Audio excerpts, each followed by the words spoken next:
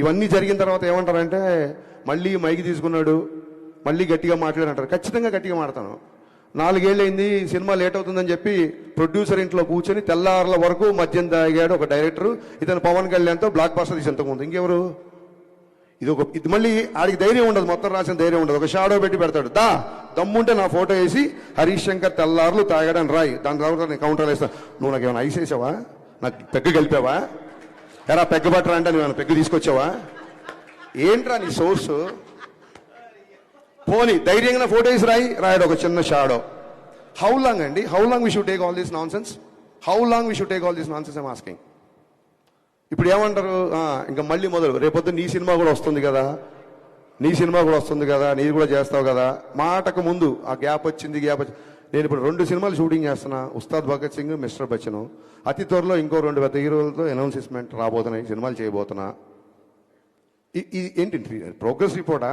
మా నాన్నలాగా మీరు నా స్కూల్లో ఏమైనా ఫీజు కట్టారా? నేను ఏం చేస్తాను మీకు చూపించుకోవడానికి? 4 సంవత్సరాలు కుదరకపోతే నా 5 ఏళ్ళు కుదరదు. ఏంటి మీ ప్రాబ్లం ఏంటి? మీ ఇంటికి వచ్చి అడుగుతున్నానా? నా రెంట్ కట్టండి అన్నా, ఇంకోటి చేయండి అను. సినిమా లేట్ ఉందని ఫ్రస్ట్రేషన్తో ఇదా నాకు తర్వాత అనిపించింది. ఎక్కడో చదివా, హరీష్ శంకర్ తాగిన మద్యం గురించి మాట్లాడడం కాదు. మన మన మన మన వాడు ఎలా ఉంటారంటే, శ్రీశ్రీ రాసిన పద్యం కంటే కూడా శ్రీశ్రీ తాగిన మద్యమే ఎక్కువ ప్రాచుర్యం పొందిందని చెప్పాడు కవి. విపరీతమైన పర్సనల్ అటాక్. మేమేమన్నా గాంధీ మాత్రం చెప్పామో మీకు? విపరీతం అయిపోయింది. నాకు కార్తీక్ పరీక్షలో నేను ఆ విషయంలో చాలా ఫీల్ అయ్యా. రేపు మన సినిమాలు వస్తున్నాయి, రేపు పొద్దున ఖచ్చితంగా పీపుల్ మీడియా ఫ్యాక్టరీ విశ్వప్రసాద్ చాలా ఓపెన్గా చెప్పారు 100 సినిమాలు చేస్తానని.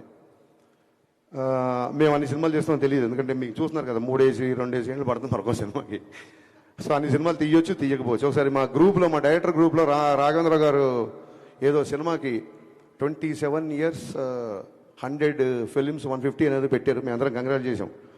నేను అన్నాను, మేము 100 years 27 సినిమాలు తీయలేమేమో ఇప్పుడున్న పరిస్థితుల్లో అని చెప్పాను. ఇక్కడ నెంబర్ ఆఫ్ సినిమాలు వస్తాయి, మాలో విషయం ఉన్నంత వరకు మేము నిలబడతాం. ఆయన 100 సినిమాలు చేయడానికి వచ్చిన ప్రొడ్యూసర్, ఆయన 100 సినిమాలు తీద్దాం అనుకున్నప్పుడు ఎన్ని లక్షల మందికి వస్తుందో, దాన్ని ఏమంటారు, ఒక ఉపాధి వస్తుందో ఒకసారి ఆలోచించండి. సేవ్ టైగర్స్ కాదు, సేవ్ ప్రొడ్యూసర్స్. మనం మీడియా అవ్వచ్చు, మీరు అవ్వచ్చు, మేము అవ్వచ్చు. మేము కంపల్సరీ కాపాడదు. 100 సినిమాలు తీసేవాడిని 50 తర్వాత పంపించేశారు అనుకోండి, మనకే 50 సినిమాలు రెవెన్యూ పోయినట్టు. రేపు మీ సినిమాలు వస్తున్నాయి, రాస్తారు, అది ఇది అంటారేమో. పర్టికులర్గా మళ్ళీ గుమ్మడికి వెళ్దాం అంటే అందరు భుజాలు అనుకోకండి. పర్టికులర్గా సదరు వెబ్సైట్కి చెప్తున్నా, మీరు ఏమన్నా రాసుకోండి. ఎందుకంటే ఈ ట్రోలింగ్లు మీకు కొత్తనేమో. సినిమా పుట్టాక వెబ్సైట్లు పుట్టాక సినిమాలు పుట్టాకే వెబ్సైట్లు పుట్టాయి. మేము ఇంట్లో నుంచి బయలుదేరి వచ్చే ముందు డైరెక్షన్ చేద్దాం అన్నప్పుడు ఫస్ట్ ట్రోలింగ్ స్టార్ట్ చేసింది మా అమ్మ, మా నాన్న. వీడి మొహానికి వీడు పెద్ద డైరెక్టరు అని. ఆ తర్వాత మా బంధువులు, మా ఫ్రెండ్స్, మా నేబర్స్, హరీష్ గారు పెద్ద స్పీల్బర్గ్ అంటారా, సినిమాలకు వెళ్తానంటారా, ఈడో పెద్ద మండరత్నం అంటారా అని చెప్పి అందరూ అన్నారు. ఈ ట్రోలింగ్లు మాకేం కొత్త కాదు. ఇప్పుడు మీరు చేసే ట్రోలింగ్ అసలు అప్పుడు ఏమీ లేనప్పుడే ట్రోలింగ్ చేస్తున్నారు. ఈ ట్రోలింగ్లు అన్నీ మాకు ఎప్పుడూ అయిపోయినాయి. ఎందుకు ఫర్దర్గా కూడా మేము తీసుకుంటామంటే, నేనే కాదు, హీరో అవ్వచ్చు, హీరోయిన్ అవ్వచ్చు, అసిస్టెంట్ డైరెక్టర్ అవ్వచ్చు, మ్యూజిక్ డైరెక్టర్ అవ్వచ్చు, అన్నిటికీ తెగించే ఇక్కడికి వచ్చాము. Just I want make it remind. మీ అందరూ గుర్తుపెట్టుకోండి, అన్నిటికీ తెగించి ఎన్నో సౌఖ్యాలు సుఖాలను త్యజించి ఇక్కడికి వచ్చి నిలబడ్డాం. రేపొద్దున మళ్ళీ అటాక్ స్టార్ట్. నేను మళ్ళీ చెప్తున్నా, సినిమా ఇండస్ట్రీ అంటే సినీ జనరేషన్ అందరూ అని చెప్పి నేను స్పీచ్ స్టార్ట్ చేశాను. లేదు రేపొద్దున ఇలాగే పగబడతాం, ఇలాగే ఆర్టికల్ రాస్తాం అనుకుంటే, మీరు అభిమానించే వ్యక్తే ఒక జెస్చర్ చెప్పాడు. ఆ జెస్చర్ మీకు గుర్తు చేస్తున్నా, రాసుకోండి. Thank you.